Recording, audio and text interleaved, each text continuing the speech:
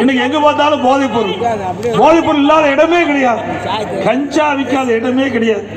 இன்றைக்கு மாணவர் இளைஞர்கள் கஞ்சாவுக்கு அடிமையாகி இன்றைக்கு என்ன செய்வதென்றே தெரியாம இன்னைக்கு எங்க பார்த்தாலும் கொலை திருட்டு வழிப்பறிவு பாலியல் வன்கொடுமை தான் தொடர்ந்து நடந்துகிட்டு இருக்குது. நடக்காத நாளே இல்லை. நீங்க தொலைக்காட்சி திறந்தா போதும், இதுதான் செய்தி. பத்திரிகை பார்த்தா இதுதான் செய்தி.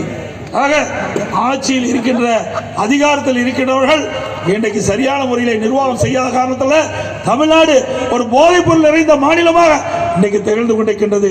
இன்னைக்கு மாணவர்களையும் இளைஞர்களையும் காப்பாற்ற வேண்டிய சூழ்நிலை ஒவ்வொரு பெற்றோரும் இருக்கின்றார்கள்.